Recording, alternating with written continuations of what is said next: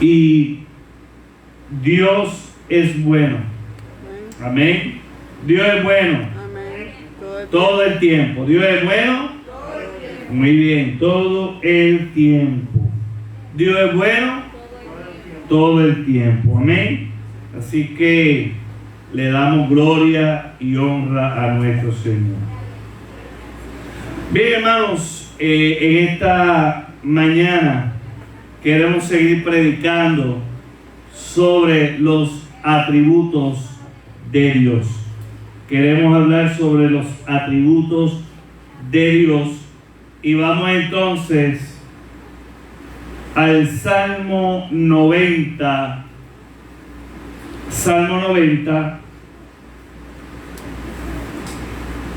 versículos 1 y 2. Salmo 90, versículos 1 y 2. Y vamos a leer la palabra del Señor. Salmo 90, versículos 1 y 2.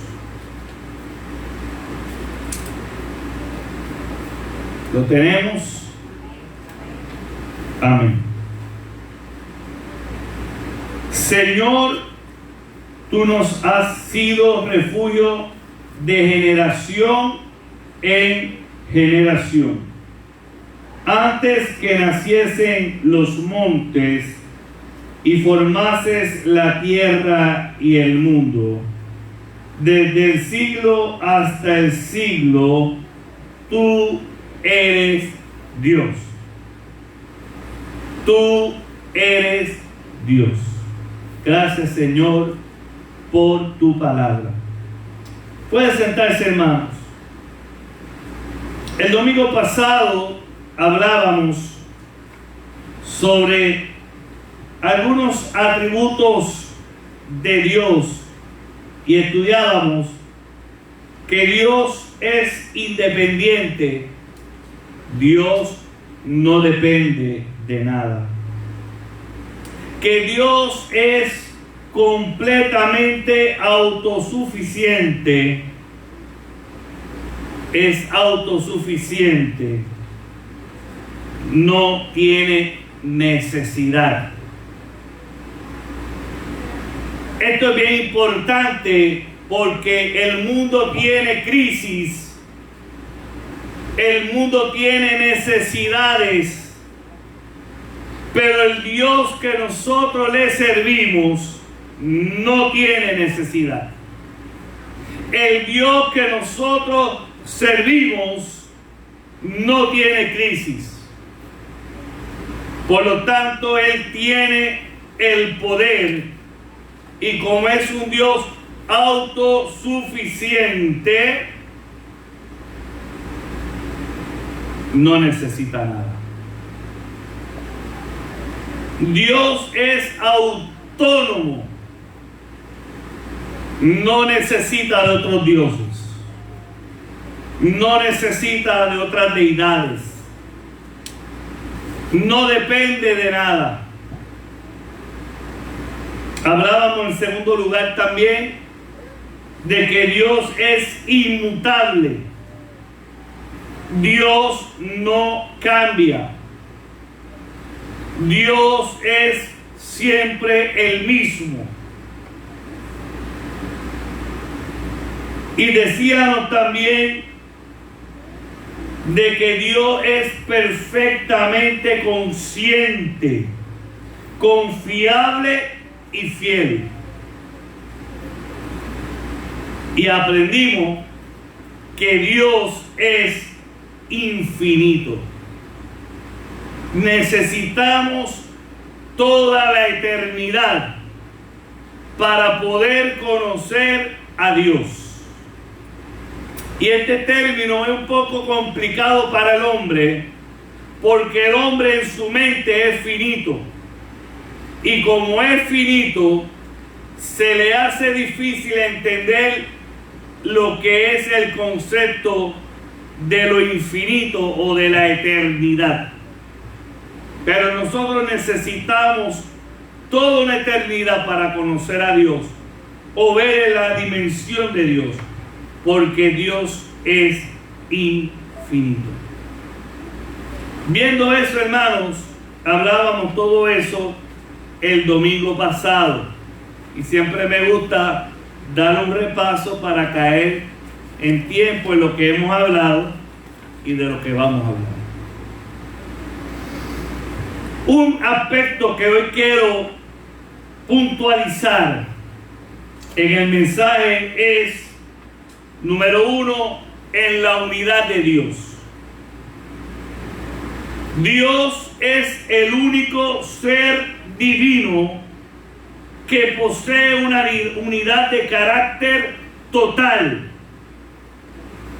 Eso quiere decir, hermanos, que Dios es completamente consciente con todos sus atributos y que no hay contradicción en su carácter. Dios no tiene un lado bueno y un lado malo. Ese pensamiento de la nueva era que se ha querido introducir del yin yang, o que ha querido decir que lo malo sale del lado oscuro de Dios, es una herejía y es una mentira, porque Dios en su carácter siempre ha demostrado que es bueno y que en Él no hay maldad, que en Él no hay oscuridad. Tanto el Viejo Testamento como el Nuevo Testamento no se contradice, sino que al contrario presenta una relación de un Dios en esencia que siempre quiere al hombre y que ha buscado la redención del hombre y que el hombre se vuelva a Él para que pueda alcanzar misericordia y para que las cosas sean para bien para el hombre que le sirve al Dios de los cielos. Y mucha gente ha querido proyectar de que Dios, hay diferentes rasgos de Dios que como que no concuerdan, pero no ha entendido que en el Antiguo Testamento hay una representación simbólica de lo que Jesucristo iba a hacer, cuál era y cuál fue el ministerio de Jesucristo en la tierra. Y hablamos que Dios tiene una simplicidad donde básicamente los atributos de Dios no son pequeñas partes. Gracias, hermano. No son pequeñas partes, sino que en Dios es todas partes. ¿Y qué quiero decir con eso? Dios no tiene amor. Dios es amor. Dios no tiene santidad. Dios es santo. Y es importante entender esto, porque los atributos de Dios son integradamente en Él, en todo su carácter. Si vamos a Éxodo, vaya conmigo, a Éxodo capítulo 34, versículos 6 y 7. Éxodo 34, alabado sea el Señor. Versículos 6 y 7.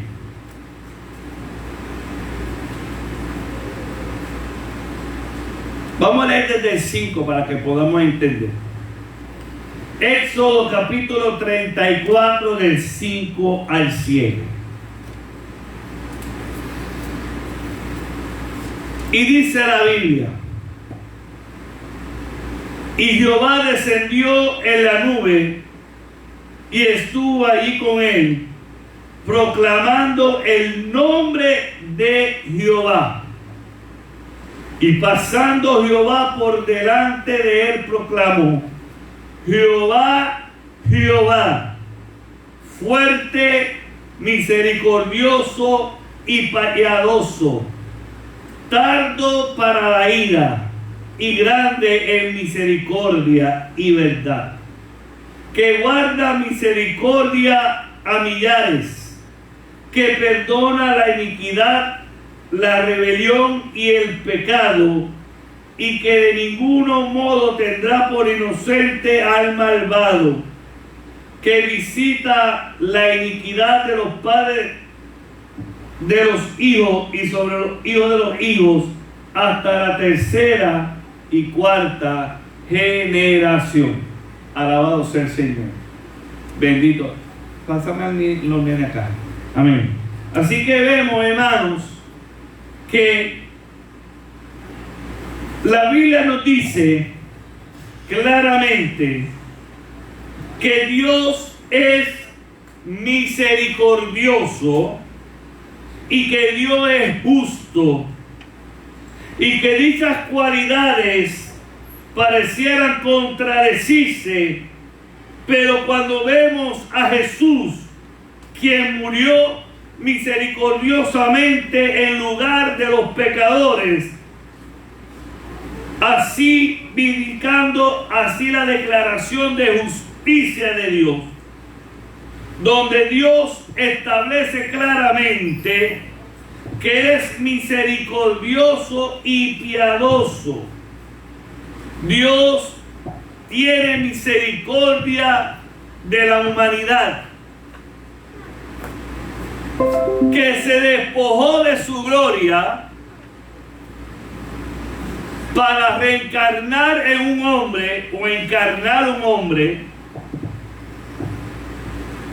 para que así fuese llevado el pecado de la humanidad sobre sus hombros, que todas las enfermedades fueron puestas sobre Jesús, y no pierda de perspectiva de que Jesús es Dios, Dios encarnado en un hombre, y que Él llevó en la cruz del Calvario nuestros pecados, nuestras enfermedades, y que Él llevó cautivo nuestra muerte, pagando el precio, y eso se llama justificación, y también se llama, aleluya, cuando hablamos de lo que es la paga sobre nuestro pecado. Alabado Dios. Él nos justifica por su sangre, y a través de su muerte y a través de su sangre fuimos limpiados, y por su llaga fuimos curados. Así que somos limpios en Cristo Jesús. Ese Dios que derramó su sangre y se entregó a sí mismo. Eso es misericordia. Eso es amor. Eso es piedad. Y como leímos en Éxodo, se cumple todo eso, que aunque Dios siempre demostró su amor, su máxima expresión de amor fue llevado en la cruz del Calvario, que no cometiendo pecado fue llevado como oveja al matadero, y Él, pudiendo abrir su boca y llamar a legiones de ángeles para que peleasen por Él, la Biblia dice que Él enmudeció de tal manera que fue, aleluya, fue llevado y Él se entregó. Él quiso hacerlo. Dios no es un Dios esquizofrénico. Dios no está en el cielo para ver cuando tú fallas, cuando tú te equivocas, para castigarte. Tenga claro eso. Se nos ha querido predicar un evangelio que a la vez que tú pecas, hay un Dios con un látigo que va a hacer juicio sobre ti y te va a hacer canto. El Dios de los cielos que yo predico dice que es misericordioso y paciente. Y escuche bien lo que dice luego: tardo para la ira y grande en misericordia y verdad. Dios no está en los cielos con un látigo para castigarte a la vez que tú fallas. No, ese no es el Dios que yo conozco. Dios no está en el cielo para la vez que tú hagas algo diferente o te equivoques. No, Dios te trae con cuerda de amor y Dios te ama. Y Dios te advierte. Ahora también tengo que decir que así como usted, cuando usted ve al hijo y usted le advierte varias veces: no hagas eso, no hagas eso, no hagas eso. Tú tienes dos opciones como padre. Número uno, dejar que le pase lo que tú le estás advirtiendo y él va a aprender de eso. O tú le das una nalgada para que se corrija y vuelva a la realidad.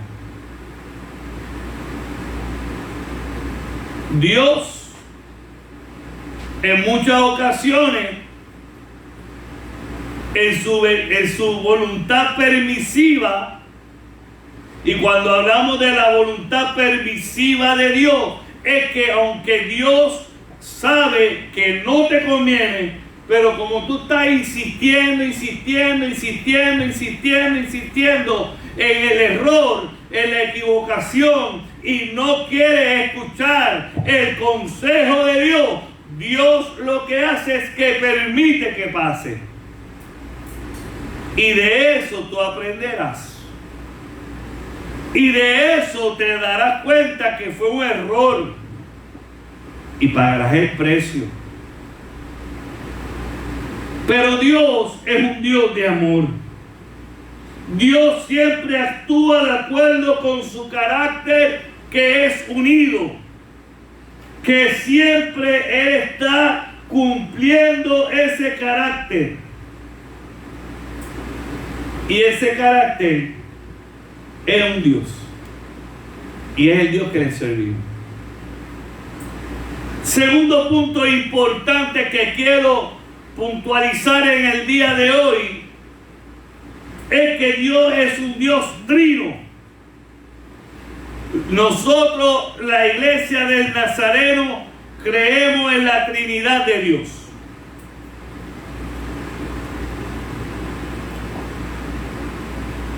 Y cuando estudiamos la doctrina de la Trinidad, pareciese que nuestro cerebro comienza a colapsar y a tener ciertas dificultades a entender este concepto, que es una idea abstracta. Y cuando hablamos de eso, tenemos que entender claramente que la naturaleza trina de Dios se expande nuestro entendimiento. Dios es trino. Dios es encantador y digno de nuestra admiración. Dios hace toda la diferencia en el mundo. Y Dios no es un ser solitario, sino una Trinidad en unidad. existente en amor, comunicación externo, que extiende ese amor armonioso a nosotros. Y no exagero, hermano, cuando digo que la Trinidad diferencia al cristianismo del verdadero, aleluya, el verdadero cristianismo se basa en creer, aleluya, que Dios es un Dios trino. Y no creemos en el teísmo. ¿Qué es el teísmo? El teísmo quiere decir que en todas las cosas está Dios. No. En todas las cosas no está Dios. Porque Dios no está, ni Dios aprueba el pecado del hombre. Dios no está en esa silla de metal. Dios no está en el celular, ni en las cosas hechas por los hombres. Aquel que afirma que todo está en Dios o Dios está en todo es un error y es una herejía. No en todo está Dios. Es importante que entendamos que nuestra doctrina principal, una de las centrales, es entender que Dios es trino. Y usted me preguntará, ¿cómo puede pasar eso? Y me dirá qué significa la Trinidad.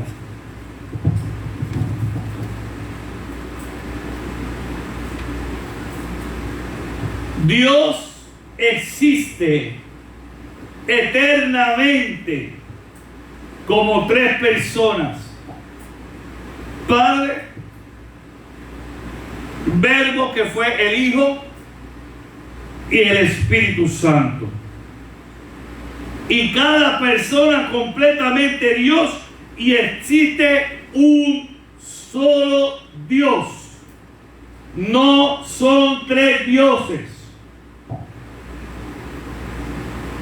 Esto quiere decir, hermanos, que cuando vemos eso, Dios es una unidad de tres personas distintas. No. El Padre, el Hijo y el Espíritu Santo es Dios. No son dioses. El Padre, el Hijo y el Espíritu Santo es Dios. Cuando vemos eso, el Padre no es el Padre, el Hijo y el Espíritu Santo. Y aquí tiene que entenderlo. Juegan unas funciones en el desarrollo de todo lo que conocemos. Y aunque lo vemos como Padre, Hijo y Espíritu Santo, ellos están, y ahí es donde está el misterio, son tres en una unidad perfecta, tan perfecta que ellos respetan cada uno los papeles que le tocan hacer, y ellos siguen siendo unos. ¿Ok? Por eso a la gente que disputa el concepto de la Trinidad no pueden entender cuando Jesucristo oraba al Padre y cuando Él decía, es mi Padre. ¿Ve? No podían entenderlo porque cuando Jesucristo estaba en la tierra, el rol de Jesucristo como humano era estar conectado con el Padre, porque ahora Él estaba si fuera como un cofre en carne, y Él se había despojado de su gloria, y ahora Él era uno menos que los ángeles. Sencillo, hermano, entiéndalo. Porque Jesús Dios estaba en el hombre, pero ahora Él tenía el rol que Él tenía que también enseñarle a la humanidad cómo orar, cómo servir al Dios de los cielos. Esa unión, si lo vemos entonces, el Padre no es el Hijo no es el Espíritu Santo, y el Espíritu no es ni el Padre ni el Hijo. Como le estoy diciendo, cada uno de ellos desempeña un rol distinto en la armoniosa obra de la redención. Y ahí es donde está el secreto. El Padre, el Hijo y el Espíritu Santo trabajan como personas en roles distintos, pero armoniosos en la obra de la redención del hombre. La Confesión de Fe de Bélgica del año 1561 declara: el Padre, y escuche bien aquí, ahí es donde está el secreto de lo que creemos. El Padre es la causa, origen y principio de todas las cosas, tanto visibles como invisibles. El Hijo es el Verbo, la sabiduría y la imagen del Padre. El Espíritu Santo es el eterno poder y potencia, procedimiento del Padre y del Hijo. De tal manera, sin embargo, que estas distinciones no hacen que Dios sea dividido en tres, ya que la Sagrada Escritura nos enseñan que el Padre, el Hijo y el Espíritu Santo, cada uno tiene su independencia, distinto por sus atributos, de tal manera, no obstante, que estas tres personas son un solo Dios. Estas personas tan distintas no están divididas ni tampoco mezcladas entre sí. ¿Me están entendiendo, hermanos? Sí, que los tres tienen una unión perfecta que los hace uno. Y los tres lo que hacen es que tienen un rol en la redención del hombre. Cuando vemos eso, hermano, las tres personas de la Trinidad son distintas eternamente, no son simples formas que Dios ha adoptado en diferentes etapas de historia, sino que han sido juntas como un solo Dios desde siempre, en completo amor, unidad y deleite. Y ahí es donde está el misterio, porque los tres se complementan en uno. Uno, tres. Tres, uno. Y ahí es donde el cerebro de nosotros empieza ¿a qué? A chocar. Pero yo como lo veo, hermano, es que los tres, y ahí es donde yo quiero que usted entienda, los tres son uno y los unos son tres. En la unión para la redención del hombre, en armonía, en amor, en unidad y deleite. Usted me preguntará, ¿y cómo yo puedo entender eso? Bueno, la Biblia dice que cuando el hombre y la mujer se unen en matrimonio, dos se hacen ¿qué? Dos se hacen ¿qué? Uno. Dos se hacen uno. ¿Y qué hace esa unión? Tiene que basarse en amor, en unidad y en deleite. ¿Vio? Un matrimonio que son dos, hombre y mujer, no creemos en otra fórmula que no sea en un hombre y en una mujer. Y lo tengo que decir claro. Nosotros como iglesia creemos que solamente es entre un hombre y una mujer. Y que ellos se unen en amor. Ese amor tiene que haber unidad. Ahora, ¿quién une el matrimonio? El que Dios sea el centro de ese matrimonio. Si Dios es el centro del matrimonio, entonces hay una unidad plena en ese matrimonio. Y luego, en el deleite, y para eso Dios hizo una obra fisiológica para que se desarrolle ese deleite. Y cuando se unen en amor, en unidad, para también y deleite, esos dos se hacen ¿qué? Uno. Pues piense más o menos algo parecido lo que es Dios. ¿Ok? Si vemos eso, hermano, la Escritura entonces nos enseña, y de qué manera, usted dirá, ¿cómo yo puedo definir eso? ¿De qué manera la Escritura nos enseña la doctrina de la Trinidad? Si usted me preguntara eso, sería una buena pregunta. Quiero decirte que no encontrará la palabra Trinidad en ninguna parte de la Escritura. No la hay. Fue empleada por primera vez por Tertuliano desde la generación de los apóstoles.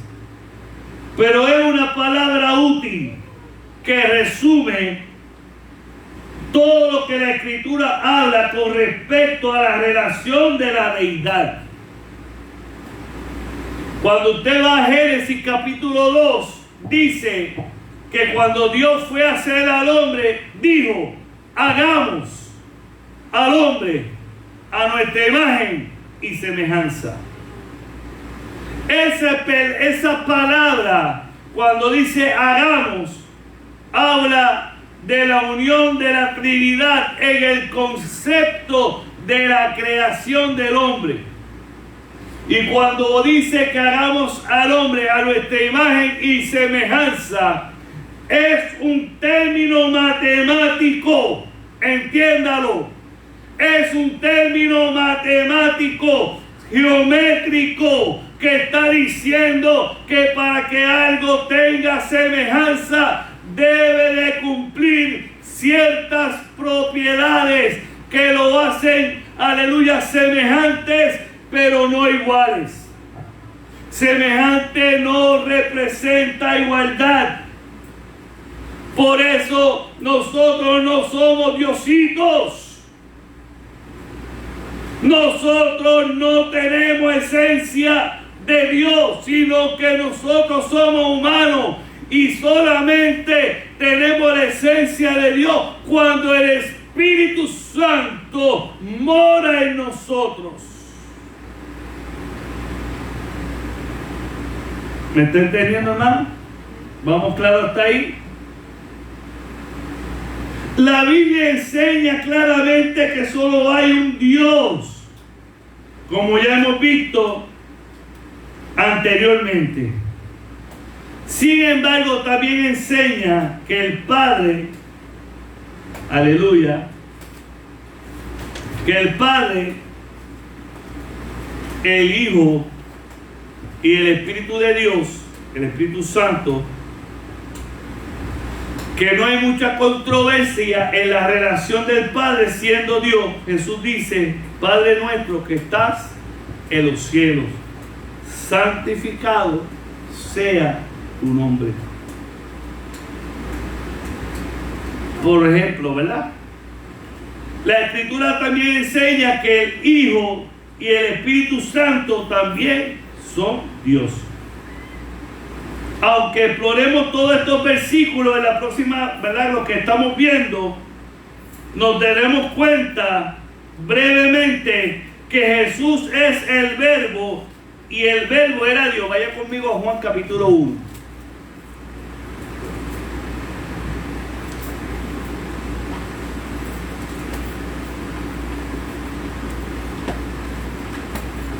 Ahora, yo quiero que usted entienda esto. Mire bien.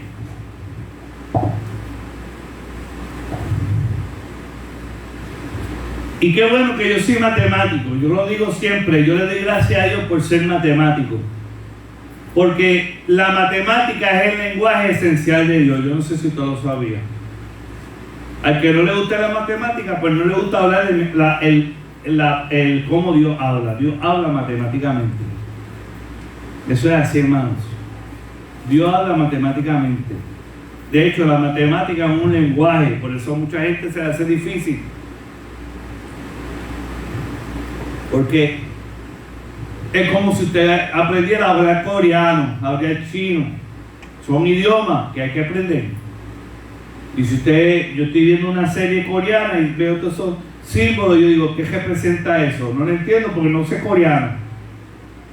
Pero las palabras que usted escribe, la A, la B, la C, la D, son letras que representan un símbolo. Y la matemática es igual.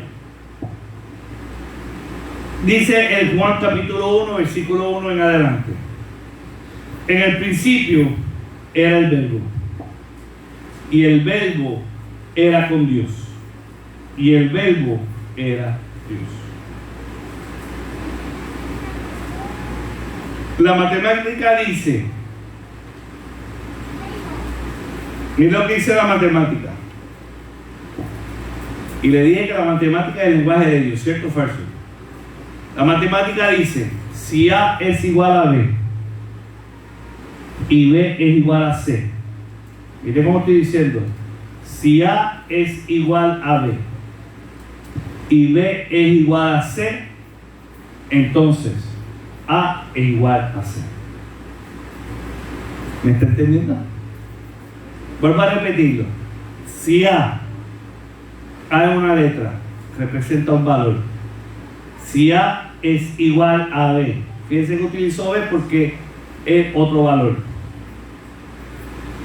y B es igual a C, entonces A es igual a C. Aquí me está diciendo que Jesús, que Dios es igual a Jesús. Y si Jesús es igual al Espíritu Santo en deidad, entonces Dios y el Espíritu Santo son Dios.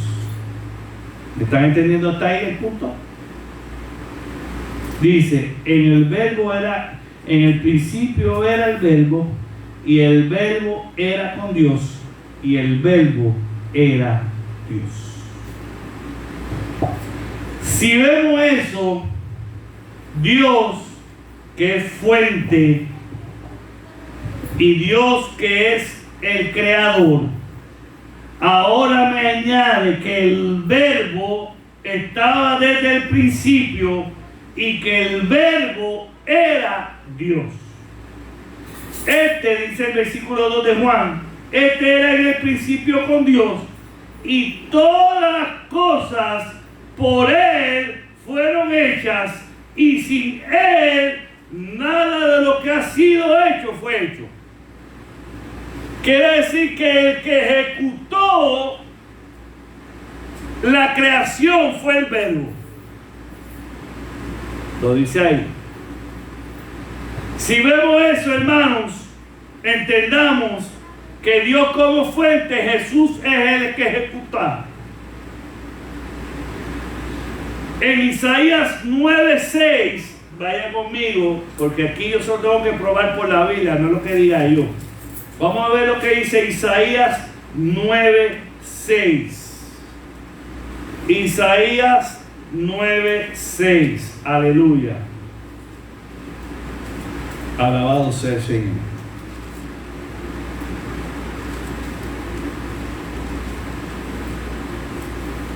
Y yo estoy dando hoy una clase de teología. Alabado sea el Señor. Isaías 9:6.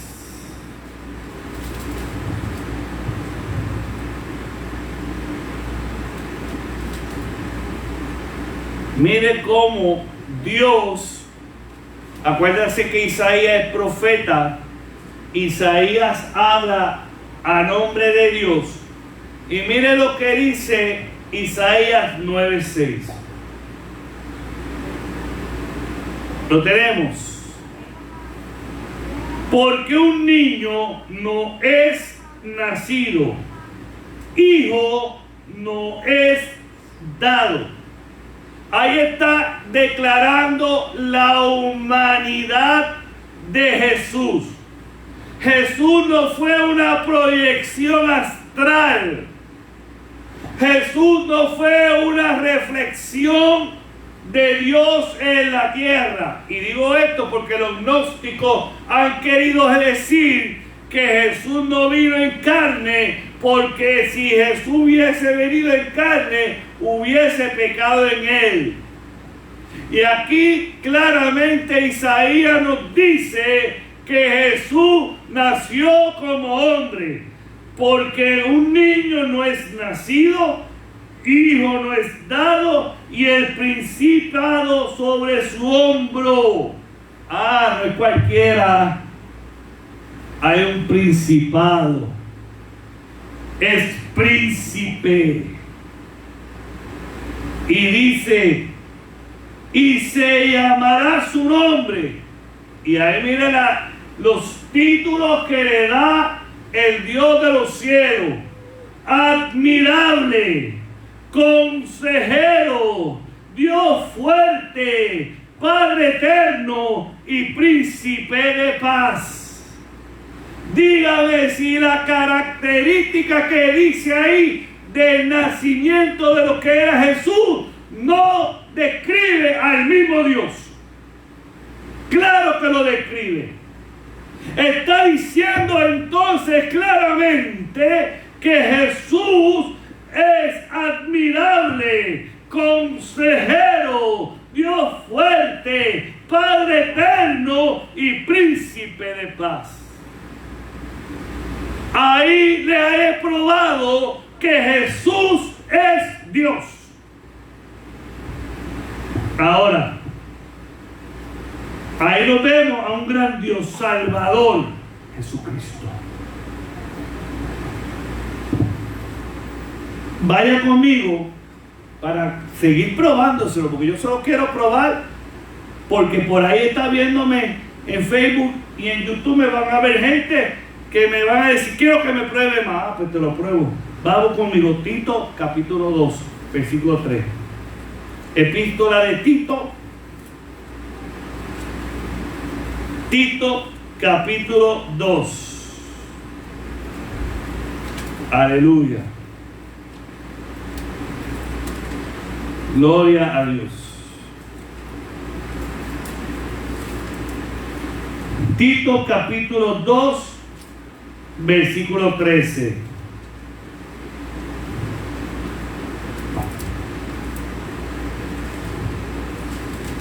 Mire cómo dice Pablo en la escritura, en el evangelio, en la epístola de Tito capítulo 2, versículo 13.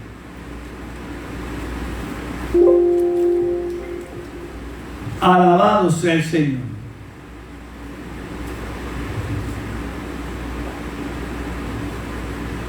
Dice la Biblia,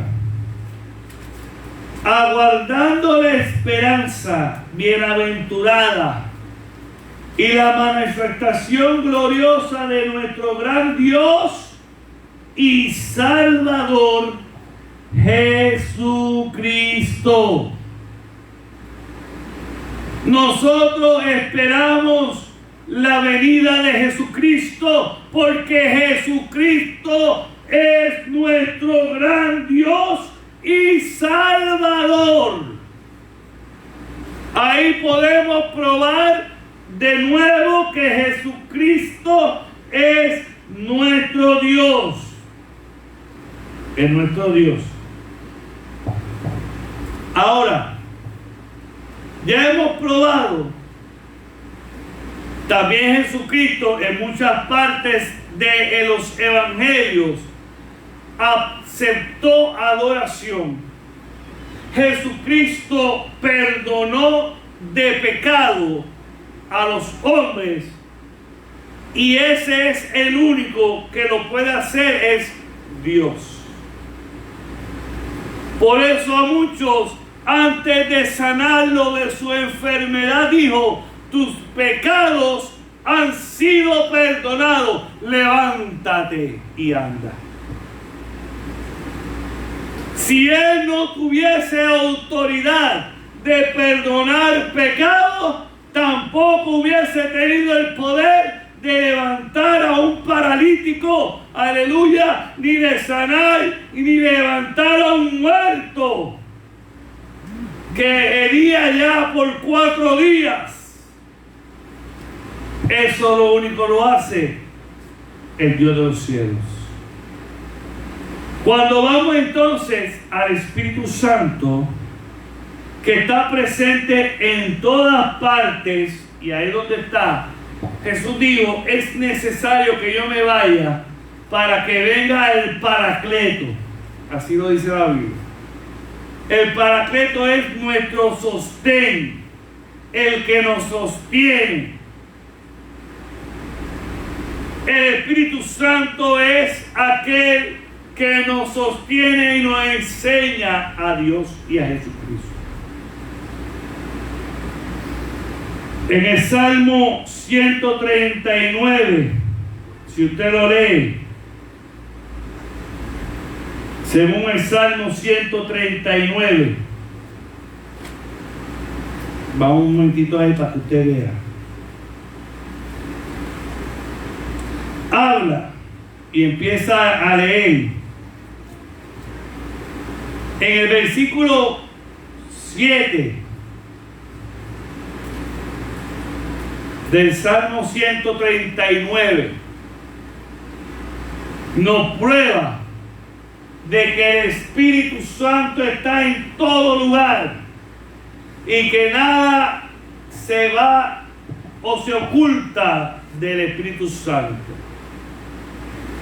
El Espíritu Santo no es una energía.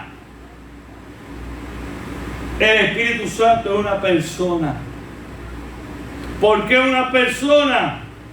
Porque se alegra, pero también se entristece. Por eso la Biblia dice: no entristezcáis al Espíritu Santo. ¿Ven? Una fuerza o una energía no se entristece. Vamos a ver esa prueba más adelante. Pero el Salmo 139, versículo 7 dice: ¿a dónde me iré de tu espíritu? ¿Y a dónde huiré de tu presencia? Si subiere a los cielos, ahí estás tú. Y si en el Seol hiciere mi estrado, he aquí, allí tú estás. Si tomare las alas del alba y habitare en el extremo del mar, aún allí me guiará tu mano y me asistirá tu diestra. Si dijere: ciertamente las tinieblas me encubrieran, aunque aún la noche resplandecerá alrededor de mí. Aún las tinieblas no encubrirán de ti, y la noche resplandece como el día. Lo mismo te son la luz, las tinieblas, que la luz. Porque tú formaste mi extraña, tú me hiciste en el vientre de mi madre. El Espíritu Santo, aquí le está diciendo el salmista David, que el Espíritu Santo está en todo lugar y que nada es oculto para el Espíritu Santo. Cuando yo empezaba en el Evangelio, una de las cosas que siempre aprendí desde que empecé Porque el enemigo siempre quiere ponerte en la mente, nadie te va a ver. A mí al principio el enemigo me ponía en la mente, nadie te va a ver. Pero aprendí algo desde el principio que conocí al Señor. Aunque nadie me vea, tu espíritu me ve. Y eso me hacía a mí tener un temor tan grande de no cometer las faltas. Y todavía eso me sostiene.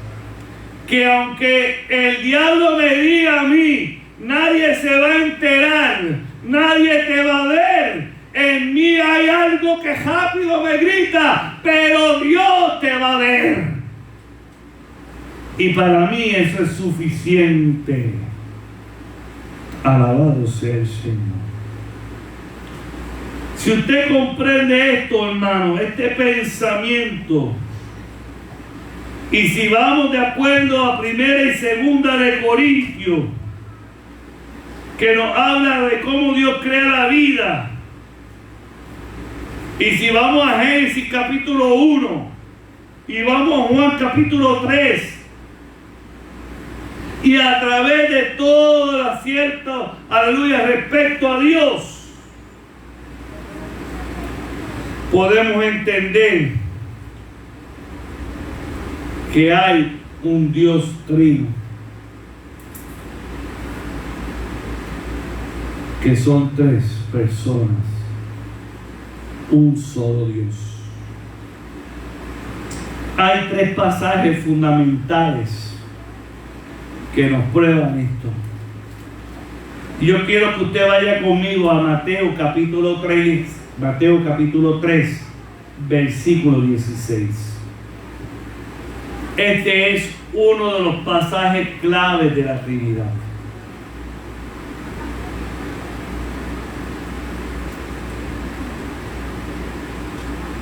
Y aquí entendamos esto, hermanos.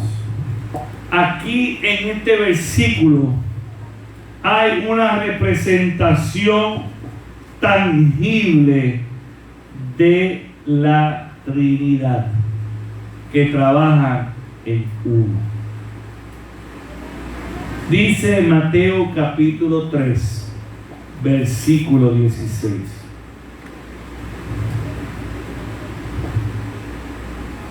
Y Jesús, después que fue bautizado, subió luego del agua. Y mira, aquí es donde está la clave. Y he aquí, los cielos le fueron abiertos. Y vio al Espíritu de Dios que descendía como paloma y venía sobre él. Y hubo una voz desde los cielos que decía: este es mi Hijo amado, en que tengo complacencia. Aquí puede usted observar las tres personas de la deidad desempeñando roles distintos. Dios el Padre que habla desde el cielo, Dios el Hijo que es bautizado para cumplir la voluntad del Padre, y el Dios el Espíritu que unge al Hijo para autorizar su ministerio en la tierra. Un Dios ejecutado en tres personas, tres en uno. Piense también, hermanos, en Mateo capítulo 28, versículo 19.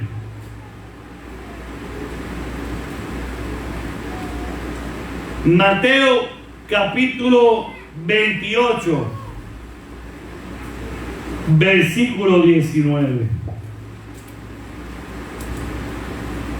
Y se lo estoy probando por la Biblia para que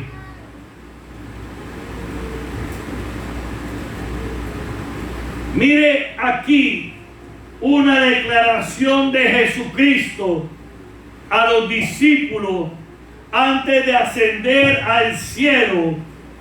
Jesús le da sus últimas instrucciones a los discípulos para que ejecutasen la iglesia en la tierra, y le dice en Mateo versículo 28, versículo 19, dice: por tanto, id y hacer discípulos a todas las naciones, bautizándolo, y ahora aquí viene la clave de la Trinidad, en el nombre del Padre y del Hijo y del Espíritu Santo.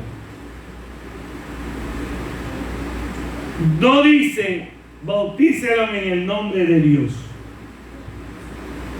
3 en 1, 1 en 3. Pero aquí Jesús le dice bautizándolos en el nombre, y lo dice en singular, dando a entender que esos 3 son uno. No dijo en los nombres, no lo dice así, ¿verdad que no? En el suyo dice en los nombres, no, dice en el nombre singular, en uno. ¿En qué nombre? En el nombre del Padre, del Hijo y del Espíritu Santo. Es el nombre de Dios. Por eso la gente, cuando vemos el nombre de Dios en hebreo, es Yahweh. Y Yahweh significa yo soy. Yo soy Padre, yo soy el Hijo y yo soy el Espíritu Santo. Cuando vemos el nombre de Yahweh, y le añadieron la E, ¿verdad? Porque en realidad el nombre como está escrito con las letras no lo podríamos pronunciar. Y es la unión de los 3 nombres de Dios, porque los 3 son uno y los uno son 3. Por eso cuando Moisés le pregunta a Dios, ¿y qué nombre le diré? Le dirá: yo soy el que soy, yo soy el Padre. No lo dice ahí, pero para que usted lo entienda. Por eso Jesús dice en el nombre, no dice en los nombres, dice en el nombre, porque los 3 es el nombre. Es como si usted dijera, fíjese yo, Héctor Corraliza Montero, ¿verdad? Usted tiene nombre y normalmente 2 apellidos, 1, ¿verdad? Dependiendo. Eso lo hace usted, ¿qué? Su nombre. Pues el nombre de Dios es en el nombre del Padre, del Hijo y del Espíritu Santo. Ese es el nombre de Dios. Los 3, uno. Amén. Hoy solamente me dediqué a explicarle, porque creo que es bien importante que usted entienda qué es la Trinidad, para que ninguna falsa doctrina le venga a usted con mentira y usted sepa qué decir. Pongámonos de pie. Padre, he predicado tu palabra. Más que predicar, he querido enseñar hoy. Te pedimos, Padre, que tú seas hablando cada día más. Que no seamos simplemente oidores, sino que seamos hacedores de tu palabra. Te damos gracias por cada hermano y te pedimos que tú le des fuerzas y que tú le bendigas. En el nombre de Jesús. Amén. Vamos a